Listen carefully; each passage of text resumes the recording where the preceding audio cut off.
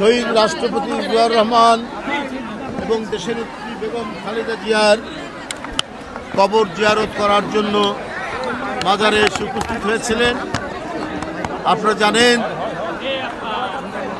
দেশনেত্রী বেগম খালেদা জিয়া 4.5 দশকের এক অনবদ্য রাজনৈতিক প্রতিষ্ঠান, যিনি গোটা জাতিকে উদ্বুদ্ধ করেছেন, প্রেরণায় উদ্দীপ্ত করেছেন, গোটা জাতিকে জাগিয়েছেন কিভাবে স্বৈরাচারী, স্বেচ্ছাচারী, ফ্যাসিবাদী দুঃশাসনের মুখে গণতন্ত্রের জন্য লড়াই করতে হয়, কি করে জনগণের পাশে থাকতে হয় এবং অনেক দুঃখ, সংকট, চাপ, হুমকির মুখেও জনগণকে ছেড়ে না যাওয়ার যে দৃষ্টান্ত, সেইটা দেশনেত্রী বেগম খালেদা জিয়া তিনি দেখিয়েছেন।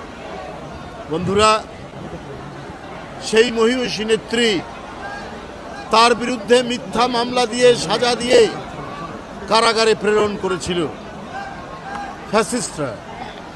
আপনারা দেখেছেন, পায়ে হেঁটে তিনি কারাগারের মধ্যে গিয়েছিলেন, কিন্তু সেই কারাগারের মধ্যেই চক্রান্ত হয়েছে, ষড়যন্ত্র হয়েছে, তার চিকিৎসা দিতে দেওয়া হয়নি, তার ভুল চিকিৎসা দেওয়া হয়েছে ইচ্ছাকৃতভাবে, এবং তার খাওয়া এবং অন্যান্য কিছুতেই সন্দেহ রয়ে গেছে।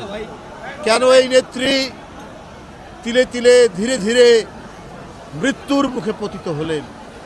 এটা গোটা জাতির কাছে একটি বড় প্রশ্ন।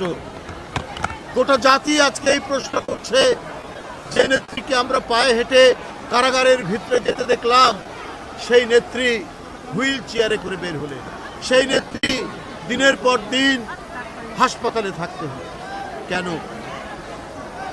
এর মধ্যে অশুভ কারসাজি, এর মধ্যে দেশনেত্রী বেগম জিয়াকে পৃথিবী থেকে সরিয়ে দেওয়ার সকল চক্রান্ত হয়েছে।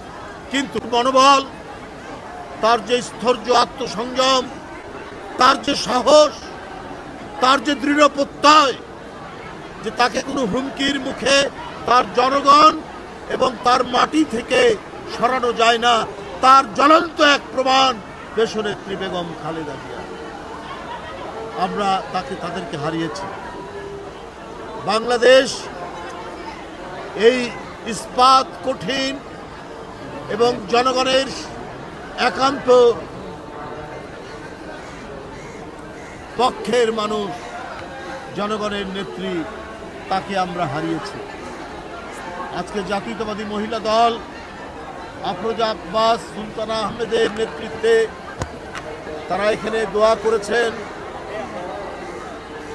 তার আত্মার মাগফিরাতের জন্য।